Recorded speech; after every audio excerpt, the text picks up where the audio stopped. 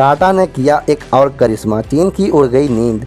अब टाटा बनाने वाला है इलेक्ट्रिक बस जो दौड़ेगी पूरे देश की सड़कों पर।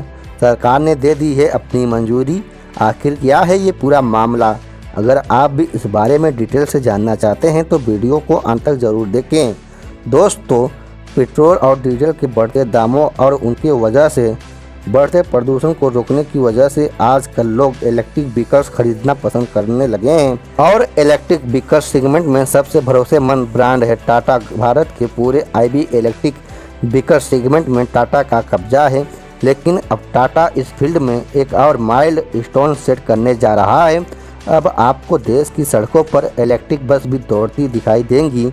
वैसे तो अभी भी आप कई इलेक्ट्रिक बस चलती देख सकते हैं, लेकिन अब सरकार लगभग पूरे देश में इलेक्ट्रिक बस चढ़ाने की शुरुआत करने जा रही है। इस बार इसके लिए टेंडर भी निकाल दिया गया था, जिसमें देश की कंपनियों ने भाग लिया था, लेकिन सबसे कम पेड देकर ये टेंडर अपने नाम किया टाटा ग्रुप ने। जी हाँ, रतन टाटा की कंपनी अब पूरे देश के लिए इलेक्ट्रिक बस बनाएगी। चलिए थोड़ा डिटेल से जानने की कोशिश करते हैं। Conversion energy service limited CISL केंद्र की FAME 2 पहल के तहत टेंडर जारी किया गया था, जिसमें देश के प्रमुख शहरों कोलकाता, दिल्ली, बेंगलोर, हैदराबाद और सूरत में 5450 बसेस को बनाया जाना था। टाटा मोटर्स के अलावा स्विस मोबिलिटी यानी अशोक लीलैंड का IB बिजनेस, IVCV यानी कि आइसर मोटर्स और ओलफ ग्रुप का कंबाइंड ग्रुप और इलेक्ट्रा ग्रुप की IB ट्रांस ने इलेक्ट्रिक बस के लिए अप्लाई किया था।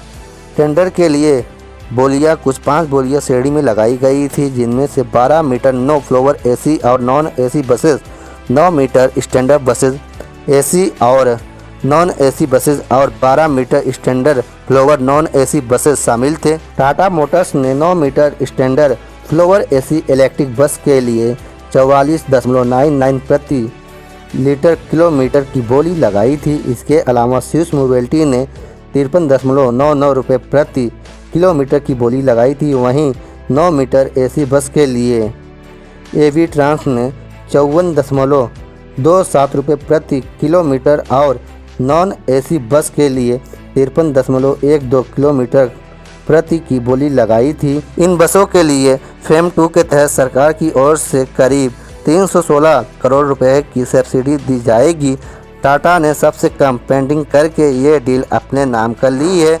ये टेंडर अगले 12 सालों तक वैलिड रहेगा, यानी कि टाटा मोटर्स की इलेक्ट्रिक बसें अगले 12 वर्षों में 4.61 अरब किलोमीटर तक चलेगी और ऐसा अनुमान है कि इसे 1.88 बिलियन लीटर फोर्स फ्यूल की बचत होगी और क्लाइमेट चेंज होने से आने वाले नुकसान कम हो जाएंगे।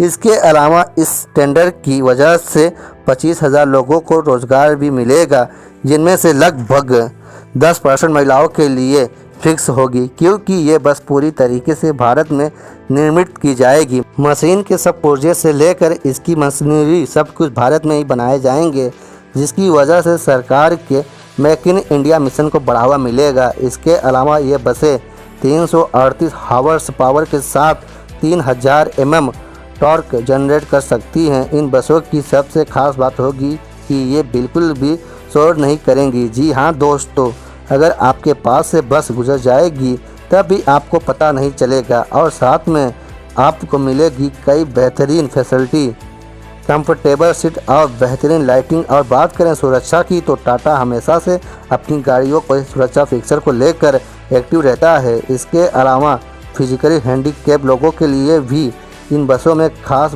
इंतजाम होगा।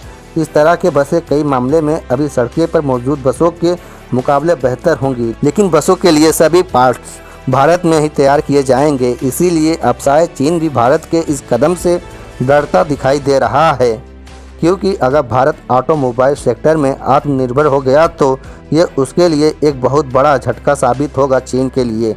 दोस्तों, टाटा मोटर्स के हमेशा से ही देश के लिए कई बड़े बड़े काम करता आया है। हम मिडिल क्लास को कार देने वाले इनके बेहतरीन प्रोजेक्ट टाटा नैनो को कैसे भूल सकते हैं। भले ही वो प्रोजेक्ट सफल ना हुए हो, लेकिन उस प्रोजेक्ट के पीछे उनकी नीयत काफ़ी साफ और नोबल दिखाई दे रही थी।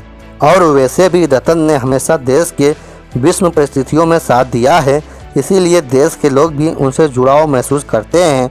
चलिए अब आपको रतन टाटा के जीवन के कुछ अनसुने अनछुए किस्से बताते हैं जिन्हें आज तक शायद आपने कभी नहीं सुना होगा। दोस्तों, रतन टाटा का जन्म टाटा परिवार में हुआ था, जो कि देश का सबसे बड़ा बिजनेस परिवार था। लेकिन इसका ये मतलब नहीं कि रतन टाटा ने अपने जीवन में कभी भी संघर्ष नहीं किया है।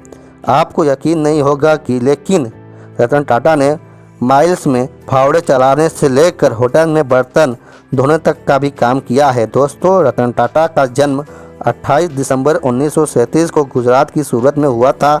इनके पिता थे नवल टाटा और दादा थे जमशेदजी टाटा। इनकी मां का नाम था सोनी टाटा, लेकिन रतन टाटा के पिता ने 2 शादियां की थी। इस तरह उनकी सौतेली मां का नाम था सिमोन टाटा। जब रतन टाटा 10 साल के थे तब उनके माता पिता अलग हो गए थे और फिर इसके बाद वो अपनी दादी के साथ रहने लगे थे। जब उनके माता पिता अलग हुए थे तो रतन टाटा काफ़ी टूट गए थे, डिप्रेशन में चले गए थे। लेकिन जल्द ही उन्होंने खुद को संभाल लिया और अपनी पढ़ाई पर ध्यान फोकस करना शुरू कर दिया। उन्होंने चैंपियन स्कूल से अपनी स्कूली पढ़ाई की, फिर उसके बाद वो आगे की पढ़ाई के लिए लंदन चले गए। यहाँ से उन्होंने आर्किटेक्चर में डिग्री हासिल की और हार्वर्ड यूनिवर्सिटी में मैनेजमेंट की पढ़ाई भी की। इसके अलावा रतन टाटा को प्लेन उड़ाने का भी शौक था। उस वक्त अमेरिका की कई यूनिवर्सिटी पैसे लेकर आपको प्लेन उड़ाना सिखाते थे, लेकिन उस वक्त उनके पास उतने पैसे नहीं थे कि वो इंस्टीट्यूट की फीस भर सकें। ऐसे में उन्होंने कई जगह नौकरियां की और तो और रेस्टोरेंट में बर्तन भी मांजे। इसके साथ ही उन्होंने अमेरिका के एक आर्किटेक्चर फर्म में 2 साल तक नौकरी भी की थी। और यह भी नहीं हुआ कि रतन टाटा पढ़ाई करके आए और वो सीधा टाटा में ऊंची पोस्ट में शामिल हो गए हो। उन्होंने टाटा स्टील के जमशेदपुर प्लांट में फावड़े से खुदाई से काम किया। उनके पास IBM जैसी बड़ी कंपनी से नौकरी का ऑफर भी आया, लेकिन उन्होंने अपने खानदानी बिजनेस को खुद ही आगे बढ़ाने का डिसाइड किया और आज उन्हीं के मेहनत का फल है कि टाटा आज हमारे जीवन का एक हिस्सा बन चुका है। यहाँ तक कि लगभग देश के हर बच्चे ने कभी ना कभी टाटा नमक तो खाया है। क्यों, सच है ना। इसके अलावा आज टाटा का बिजनेस पूरी दुनिया में फैल चुका है।